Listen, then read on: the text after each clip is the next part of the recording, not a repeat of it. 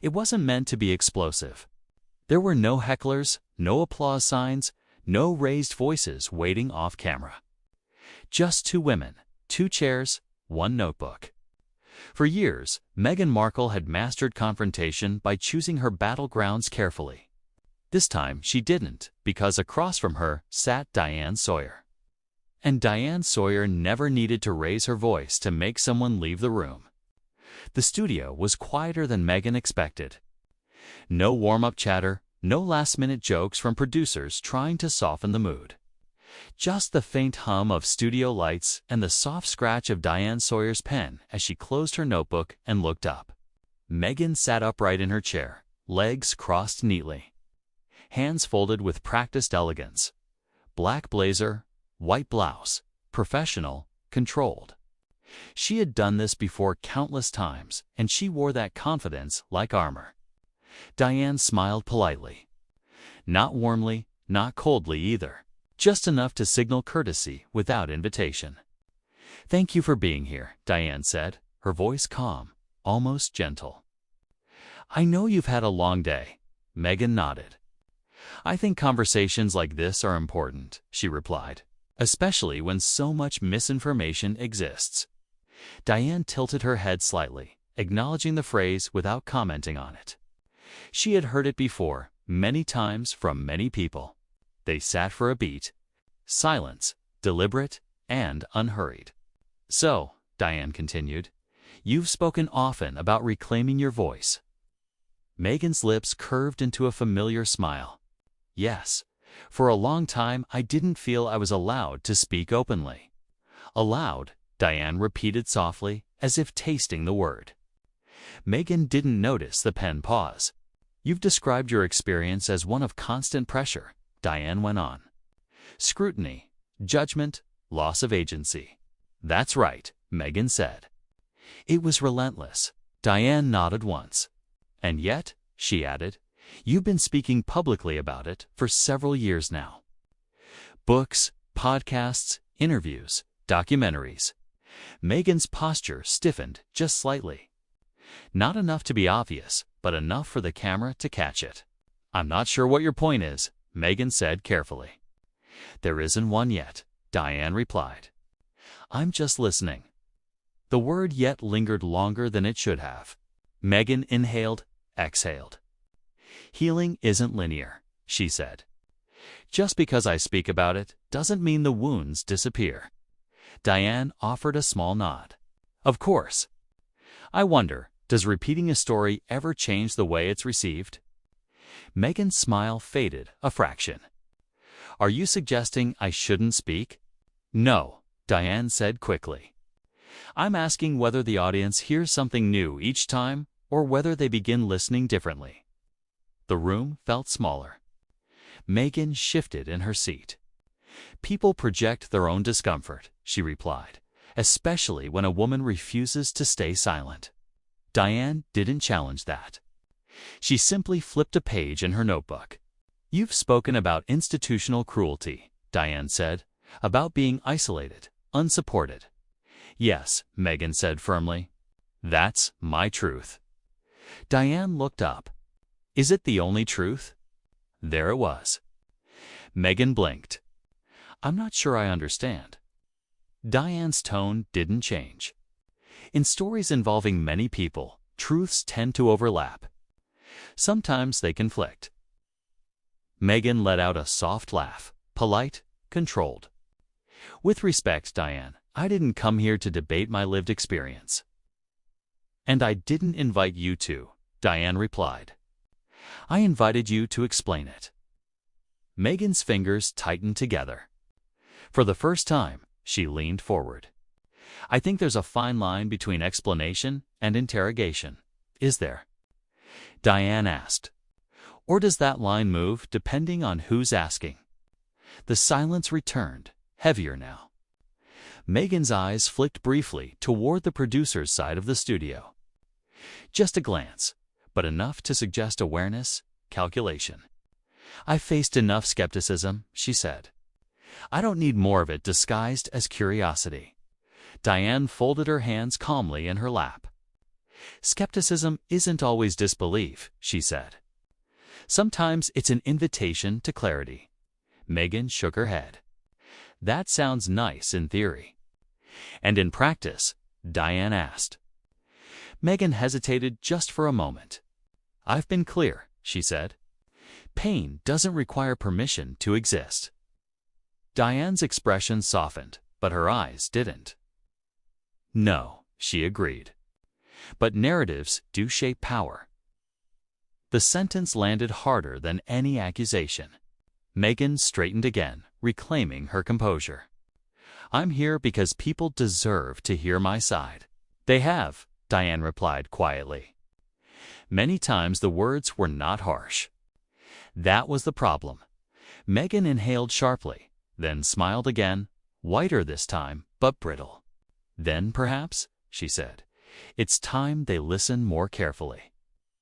Diane nodded, once slowly. That, she said, is exactly what I'd like to do. The camera tightened its frame. And for the first time since the interview began, Meghan Markle looked less like a guest and more like someone being carefully, patiently cornered. The lights hadn't changed. The temperature in the room hadn't shifted. Yet, something was unmistakably different. Meghan felt it before she could name it. Diane Sawyer didn't rush. She never did. She let silence do the work.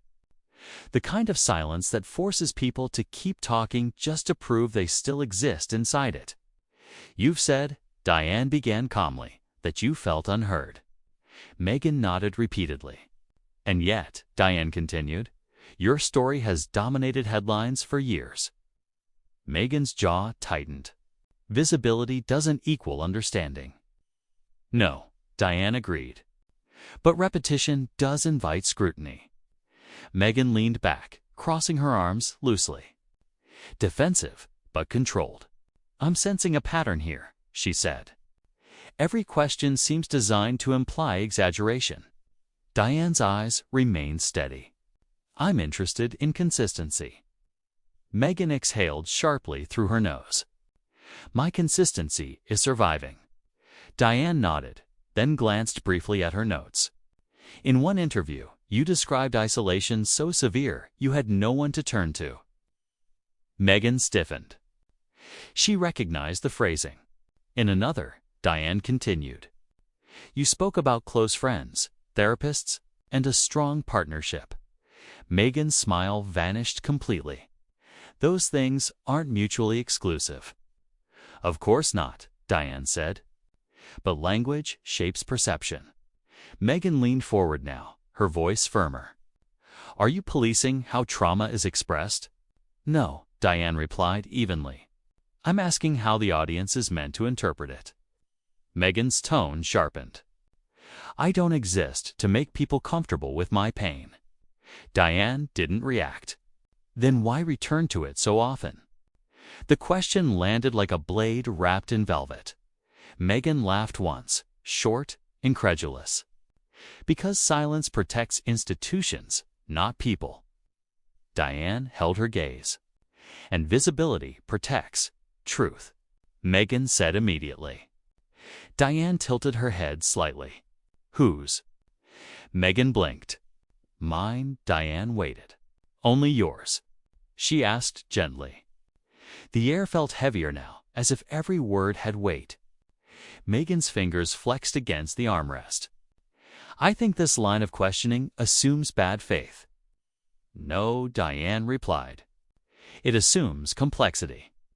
Meghan shook her head. Complexity is often used to discredit women, and simplicity, Diane countered, can erase others. Meghan's voice rose for the first time, not loud, but sharp. I'm not responsible for how others feel about my truth. Diane nodded once. No, but public narratives rarely belong to one person alone. Meghan's eyes flashed. So now I'm being told to share ownership of my own life. I'm suggesting, Diane said calmly, that when stories involve families, institutions, and nations, they echo. Meghan scoffed. That sounds like a very convenient way to dilute accountability. Diane didn't flinch. Or to widen it, a pause. Meghan leaned back again, crossing her legs this time. A reclaiming gesture. "I've noticed something," she said coolly. "When men speak repeatedly about hardship, they're called brave. When women do it, they're questioned." Diane's expression softened slightly. "That double standard exists. Then why perpetuate it?" Meghan pressed. "I'm not," Diane replied. "I'm examining narrative power." Meghan shook her head, frustration visible now. "You're dissecting my experience like it's a case study because you presented it publicly," Diane said gently. "And public stories invite public understanding." Meghan's lips pressed together. "This feels less like understanding and more like skepticism." "Sometimes," Diane said, "they look similar." Meghan leaned forward again. "I came here expecting fairness. And you have it," Diane said. "Fairness includes difficult questions." Meghan laughed again, louder this time. "This is exactly why people don't trust the media." Diane raised an eyebrow slightly. "Because we ask, because you frame," Meghan shot back. "You control tone, context, what's emphasized." Diane nodded. "That's why I choose words carefully." Meghan gestured vaguely between them. "Then choose better ones." Diane didn't respond immediately. She closed her notebook slowly, deliberately, and placed it beside her. "Meghan," she said softly, "do you believe your story will ever be finished?" The question caught her off guard. "I don't know," Meghan said after a beat. "Healing doesn't have an end date." Diane nodded. "Then perhaps the tension isn't about repetition." She paused. "Perhaps it's about resolution." Meghan's eyes narrowed. "What are you implying?" "I'm asking," Diane said evenly, "whether this story moves forward or circles." The camera pulled slightly tighter. Meghan Markle did not answer immediately, and in that pause, something fragile, something carefully maintained, began to crack.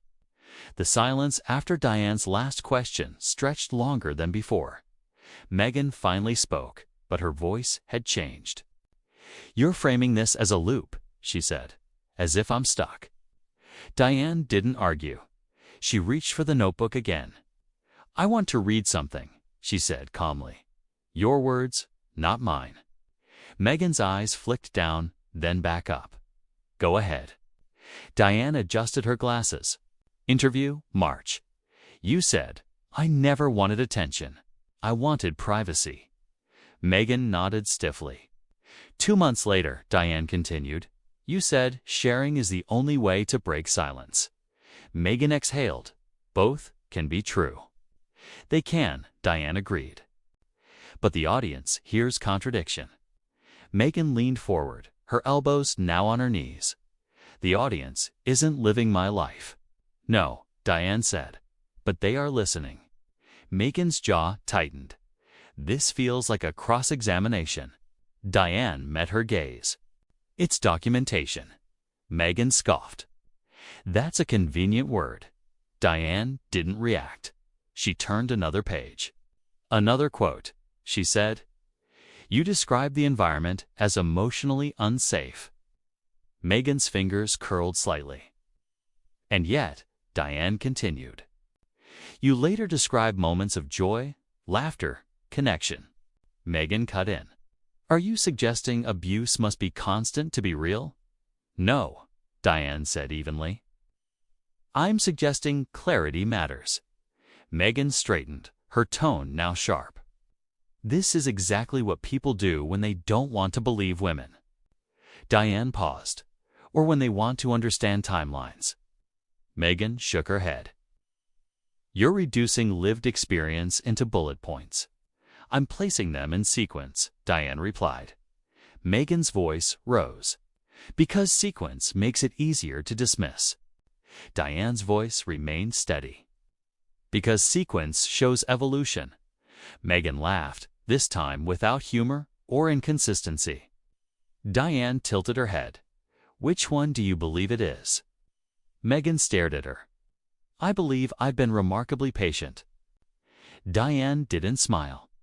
Patience doesn't eliminate accountability. The word hung there. Accountability. Meghan repeated incredulously. For what? For impact, Diane said softly. Meghan leaned back hard into the chair. So now I'm responsible for how my truth affects institutions that harmed me. I'm asking, Diane replied, whether the story allows space for others' truths. Meghan's eyes flashed. Those others had power. I didn't. And now? Diane asked. The question hit harder than the others. Meghan opened her mouth, then closed it. I have a platform, she said finally. Earned through survival. Diane nodded. Platforms amplify. Meghan snapped. So does scrutiny. Yes, Diane agreed. That's the exchange. Meghan shook her head slowly. This is exactly why I hesitate to sit down like this. And yet you did, Diane said gently. Meghan leaned forward again, her voice colder now. 'Cause people like you shape perception, whether I show up or not. Diane didn't deny it. That's why this matters. Meghan gestured between them. You're dissecting me as if I'm a concept. I'm listening to you as a subject, Diane replied. Meghan laughed sharply. That's not how it feels. How does it feel? Diane asked. Like no answer will ever be enough, Meghan said. Like the goalposts keep moving. Diane paused. Then let me ask something simpler. She closed the notebook again. If you could change one thing about how your story has been told, Meghan interrupted. By whom? Diane didn't flinch. By you, Meghan froze. The studio felt smaller now, tighter. I wouldn't change it, Meghan said at last. Because softening truth makes it palatable, and I'm not here to be palatable. Diane nodded slowly. Then confrontation becomes inevitable. Meghan's voice sharpened. Are you confronting me? I'm engaging you, Diane replied. There's a difference. Meghan stood halfway up from her chair, then stopped herself, her hands clenched. You keep saying engage, she said, but this feels like containment. Diane met her eyes. Or reflection. Meghan shook her head. I don't recognize myself in this framing. Sometimes, Diane said quietly, mirrors are uncomfortable. Meghan stared at her, breathing shallow. Now, she said, this interview has crossed a line. Diane didn't respond immediately. Which line? She asked finally. Meghan didn't answer. She just looked away. And in that moment, it was clear. The rupture wasn't coming. It was already here. The moment Meghan looked away, Diane didn't chase her. She waited. Not like a host waiting for a soundbite, like a person waiting for a decision. Meghan's gaze drifted to the small candle behind Diane. The framed black and white photo on the cabinet. The neat stack of books that looked too calm for what was happening in the room. The studio lights didn't change. The microphones didn't move. But something in Meghan's posture did, like a thread inside her had snapped, and the rest of her was pretending it hadn't. Diane spoke softly. You said this interview crossed a line. Meghan's eyes returned sharp. It did. I want to respect that, Diane said. But I need to understand where the line is so people watching can understand it too. Meghan exhaled through her nose, a controlled release. The line is when my pain becomes a product. Diane nodded once, slowly. That's fair, Meghan. And we're there. Diane didn't argue. She adjusted the notebook in her lap without looking down. Then, I'll ask one last question, and you can decide if you want to answer it. Meghan's jaw flexed. Go on. Diane's voice stayed even. What would accountability look like for you if the roles were reversed? Meghan blinked, like the words didn't land at first. What? She said, if, Diane repeated, someone accused you publicly of causing harm. Not intent, impact. And they had less power than you. What would you do? Meghan's lips parted. A small laugh escaped. Not amused, almost startled. This is absurd. I'm not saying you caused harm, Diane said. I'm asking you to define the standard you want the world to use when it evaluates stories with power attached. Meghan leaned forward, elbows pressing into her knees. I don't accept your premise. That's an answer, Diane said. Meghan's voice rose a notch. No, it's not. It's you trying to corner me into admitting I'm responsible for things I didn't do. Diane didn't lift her tone. I'm trying to understand whether responsibility and victimhood can exist in the same story. Meghan froze. For the first time, her face didn't read like irritation. It read like offense. Pure, hot, and immediate. Did you just say victimhood? She asked. Each syllable sharpened. Diane's expression didn't shift. I said the word because it's the word people use. I'm asking if you think it's possible for a person to be hurt and still have responsibilities. Meghan sat back as if the chair had betrayed her. You're doing it, she said. You're doing the thing, Diane. Which thing? Meghan's eyes widened, incredulous. The subtle undermining, the reasonable tone, the way you make the question sound neutral when it's actually loaded. Diane's voice stayed calm. Meghan, I'm not trying to. No. Meghan cut in louder. You are. You are. And you know exactly how this works. You smile with your eyes. You speak like it's compassion. But what you're doing is it's gaslighting. The word hit the room like a plate shattering. Diane's eyebrows lifted slightly. Not in anger, but in surprise. I'm not gaslighting you. Meghan leaned forward again. You're telling me my reality is inconsistent. My story is contradictory. And now you're saying responsibility belongs to me in the same breath as you use the language of victimhood. Diane's voice remained low, measured. I never said your reality wasn't real. I said clarity matters. Meghan's hands opened, palms up, then closed into fists. Clarity for who? Diane, for the public. Meghan's laugh was short and sharp. Ah, there it is. Diane's gaze held. People can empathize and still ask questions. Meghan, not like this, Diane said. How then? Meghan's eyes flashed, with respect. Diane nodded slowly. I believe I have been respectful. Meghan's tone turned icy. Respect isn't just manners. Respect is believing someone when they tell you they were hurt. Diane, I do believe you were hurt. Meghan's voice rose again. Then stop treating it like a logic puzzle. Diane's face tightened just slightly, still controlled. This isn't a puzzle. It's an interview. Meghan stared at her, breathing quicker now. No, this is a performance. Diane's voice softened. Meghan cut her off, the politeness gone completely. I'm not going to sit here and be made into a headline. Diane didn't move. I'm not making you into a headline. Meghan pointed slightly. Not aggressive, but unmistakable. Yes, you are. And you're doing it with the tone that makes people believe you're the reasonable one, no matter what I say. Diane's eyes narrowed in focus, not hostility. Then say what you want to say clearly right now. No framing, no layers, just your words. That invitation, simple, direct, should have lowered the temperature. It didn't, because Meghan took it as permission. She sat up straighter, shoulders squared, voice crisp and cutting. Fine, she said. Here's what I want to say.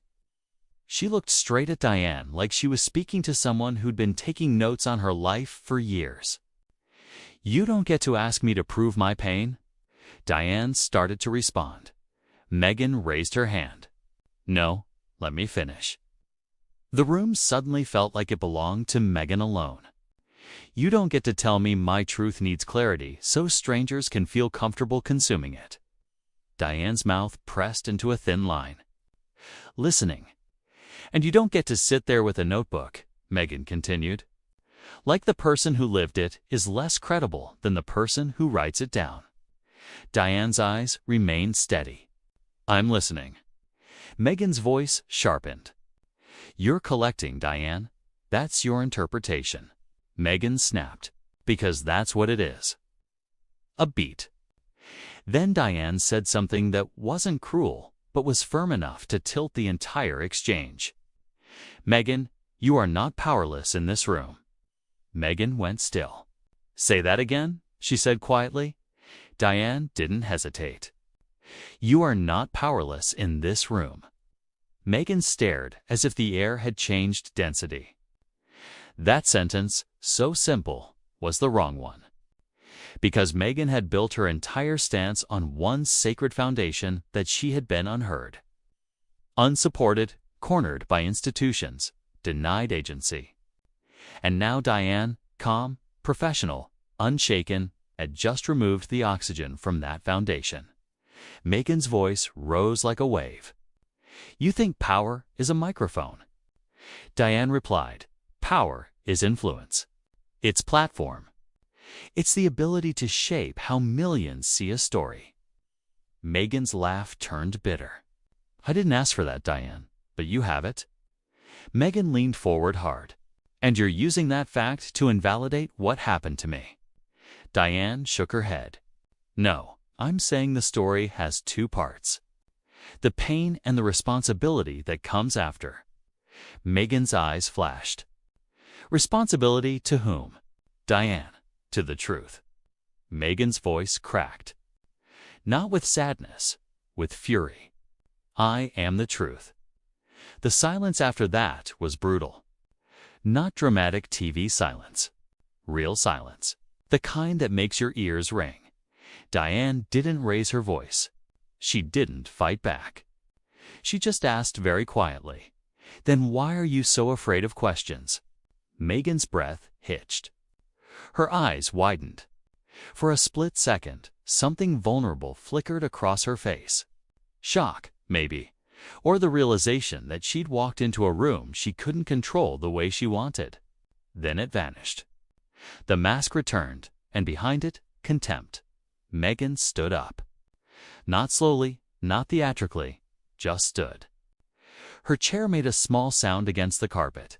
Diane looked up at her, still seated. Meghan leaned down slightly, voice low, but lethal. You wanted clarity. Here it is. She turned toward the camera position. Even though this was framed like an intimate interview, she knew where the lens lived. She always knew. This, she said, is why people stop speaking. Diane rose halfway instinctively, then stopped, choosing not to chase. Meghan, she said, now firmer. If you walk out, that's your choice. But don't say I didn't give you room to speak. Meghan turned back, eyes cold. Room, you gave me a cage and called it a conversation. Diane's voice stayed calm. Then, I'm sorry you experienced it that way. Meghan's smile was brief and sharp. Of course you are. She stepped toward the edge of the set. A producer's shadow moved in the background. Barely visible, but their quiet panic in a place built to look calm. Diane spoke one last time. Voice steady, controlled, professional. This interview ends here, she said. Thank you for coming. Meghan paused, hand hovering near the exit. Then she said, without looking back, don't ever mistake my silence for defeat. And she walked out. The door didn't slam. That would have been too easy. It clicked shut with a soft, final sound. Diane stood there for a second, staring at the empty space where Meghan had been. She exhaled, slow, controlled.